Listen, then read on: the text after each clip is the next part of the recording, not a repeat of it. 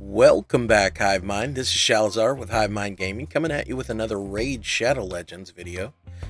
Today, we're going to take a look at our times 10 coming out this weekend. Now, keep in mind, guys, when you do a times 10, I mean, I'm sure, hopefully you've heard this 100 times, but if you haven't, just a little helpful reminder. When it's a times 10, none of these numbers change. It's the exact same numbers. The difference is if you actually pull an epic, then you have a 10 times chance of getting these specific epics. If you actually pull a legendary, then you have a 10 times better chance of getting these specific legendaries. That's all it means. Doesn't mean it's a 10 times chance of pulling a legendary or 10 times chance of pulling an epic. It just means it's a better chance of pulling these specific epics and legendaries if you pull one. All right, so let's get into the list that's coming out. These are going to be Doom Tower specific or helpful champions to a point. Some of them are kind of questionable, but let's get into the first one here. Is going to be an epic for the undead faction, and it's going to be Zeleta. Now he's a fairly good champ, especially if you're a low to almost mid game. He can definitely help your account anyway, but he's definitely going to help in Doom Tower as well. His A1 is attacks one enemy, has a 15% chance of placing a sleep debuff for one turn. So sleep's an okay debuff, as long as you have single target champs so that they don't break your sleeps. AoE champs will definitely break all your sleeps and makes it kind of meh. Alright, so then his A2 places a shield buff on all allies equal to 20% of this champion's max HP for 3 turns. Places a 15% continuous heal buff on all allies for 2 turns. So the shield buff is going to help you with the Scarab King, where you have to have a shield. So that's definitely going to be helpful there. And then he's got an AoE sleep. Again, an AoE sleep is actually not bad, especially for the counterattack spider. If you can land a sleep on all of his little spiderlings, then that would be helpful. But I don't know if that's what you really need him for. I think where he's going to shine is going to be the Scarab King, because he's going to have that. He's going to bring that shield with him. So, but like I said, the sleep may I don't know. Maybe that's something that needs to be tried on. I think the Nether spider, where he's got the counter-attacking spiderlings. So I don't know. Maybe that's something that needs to be played around with, because you're only going to want to bring in single target attackers anyway, because the spiderlings have counterattack. So I don't know. That may be actually useful there. And then lastly, his aura increases ally resist in arena battles by 70%, or by 70. So yeah, all around pretty good. The second one is going to be here in the undead hordes as well, and that's going to be Mausoleum Mage. Now he's going to be top tier for you no matter what you're doing. So he's just an all-around fantastic champ. If you don't have Mausoleum Mage, you might want to pull shards tomorrow. I don't know. He's just all around good. Let's see. His A1 is attacks one enemy. Has a 30% chance of placing a 30% decreased speed debuff for 2 turns. His A2 places a block debuffs buff on all allies for 1 turn. Also places a 30% increased crit rate buff and a 60% increased defense on all allies for 2 turns. So the block debuffs buff is going to be helpful. But here's the big one. Here's the thing that really helps. This is going to be good for a couple of the bosses actually in the Doom Tower, which is removes all debuffs from all allies, then heals all allies by 10% of this champion's max HP. Heals each ally by a further 10% if one or more debuffs are removed from that ally. Fills each ally's turn meter by 15% if 2 or more debuffs are removed from that ally. So, and it's on a 4-turn cooldown. Books down to a 4-turn cooldown. So just a fantastic ability. Just a strong champion all the way around. Yeah, he's just good. He's just good. Worth the pulls, I think. Maybe. I don't know. Times 10. I don't know. Maybe. All right. Next is going to be Mr. Strong Guy himself. I mean, I just wish he was better.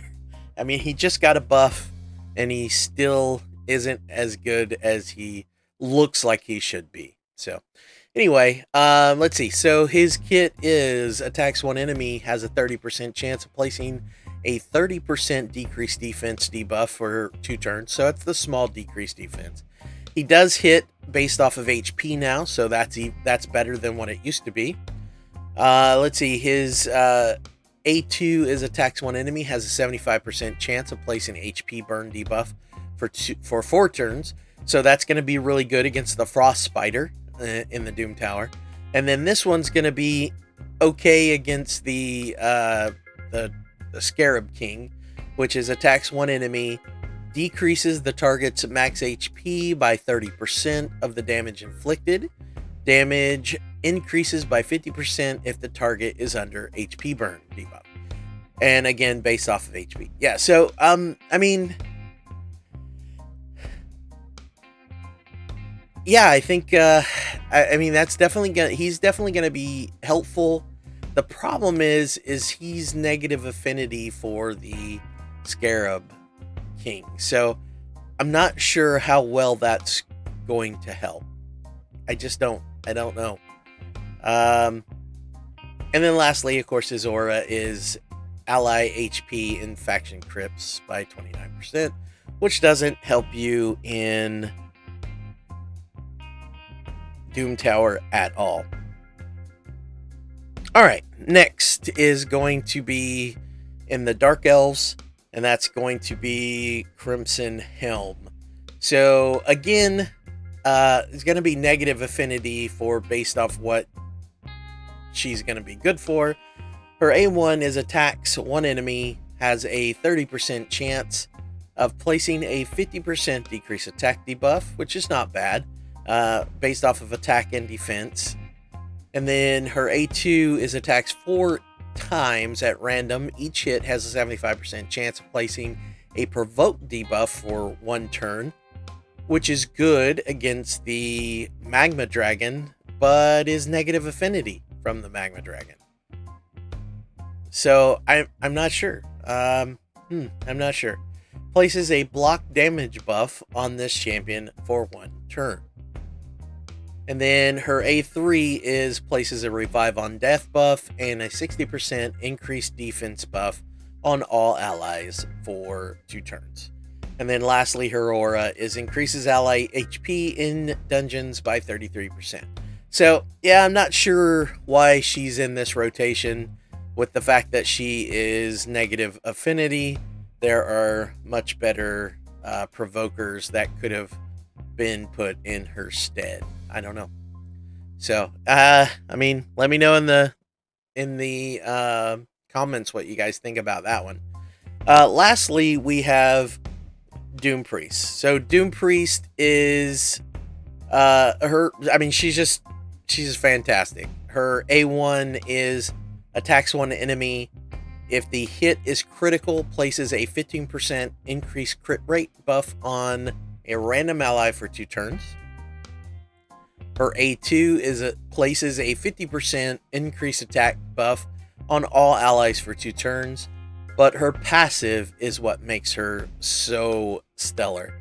It heals all allies by 7.5% of their HP of their HP and removes one random debuff from them at the start of this champion's turn. So, I mean, just absolutely a solid champ. I mean, she's going to be great anywhere you play her. So, she's good in clan boss, she's good in faction wars. Well, she's top notch in, I mean, just everywhere, pretty much.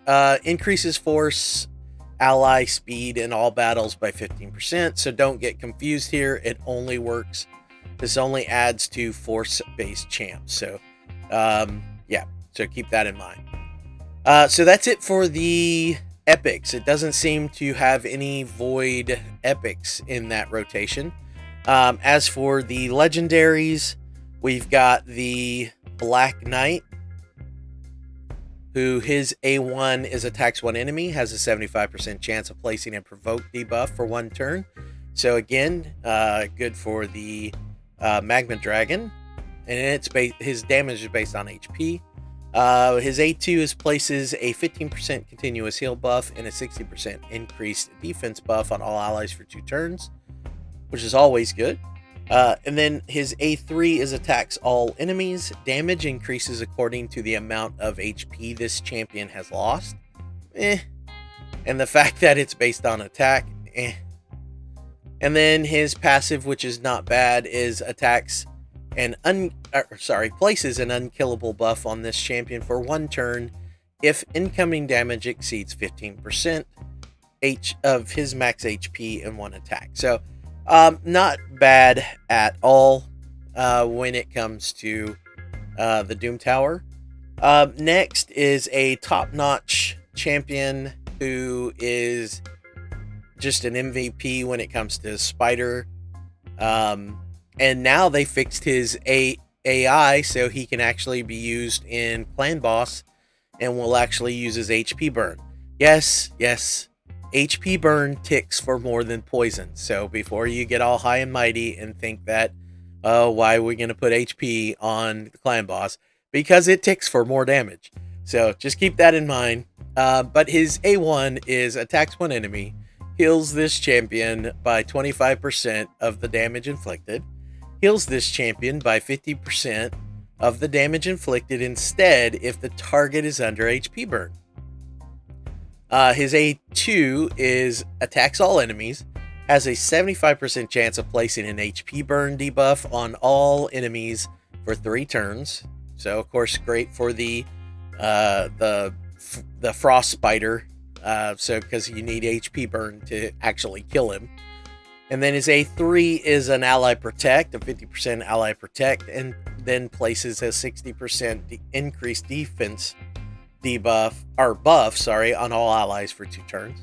And then his passive, which is fantastic, it decreases damage inflicted by enemies under HP burn debuff by 10%, which is what makes him great for Clan Boss and anywhere else as well. So increases ally HP in all battles by 25%. So just all around fantastic champion.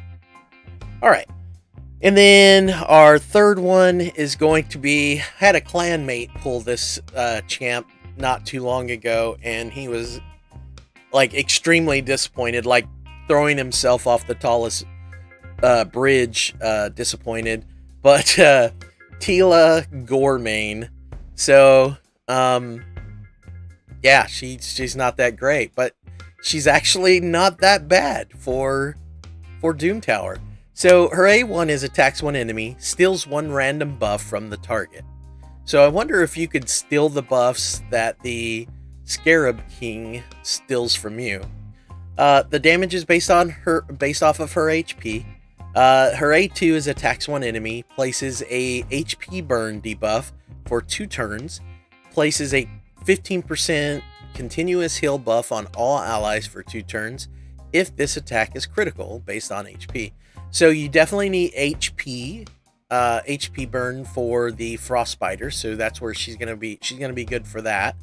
And then here's the other thing that's really good against the Frost Spider: attacks all enemies, has an 85% chance of placing a leech debuff and 100% heal reduction debuff for 2 turns based on HP. So yeah, so she's pretty much, it's almost like they looked at her kit and said, what can we do to make her viable? And then they made the Frost Spider, because she's literally built for the Frost Spider. She needs AoE, you need AoE leech, and you need HP burn. So dust her off, guys. Just go ahead and break out, clean the cobwebs off of her, and get her ready. She can definitely help you guys out. All right, and then her aura is increases ally resist in all battles by 35. So yeah, not a bad champ for against that Frost Spider. All right, so next we're going to head on over to the Dark Elves, and we're going to go to our first Void, which is going to be Blind Seer. Now she just got a buff, and she is pretty good now. So she used to be a Vault champ, a Vault Guardian. Now she is actually seeing some play. All right, so her base stats are fantastic. Her base speed is probably one of the highest in the game, but her A1 is attacks 3 times at random. Each hit has a 30% chance of decreasing the turn meter by 15%. So be careful if you're using this on the Nether Spider, because this will cause the Nether Spider to counterattack. So you may not want to use her against the Nether Spider. All right, her A2 is places a block debuffs buff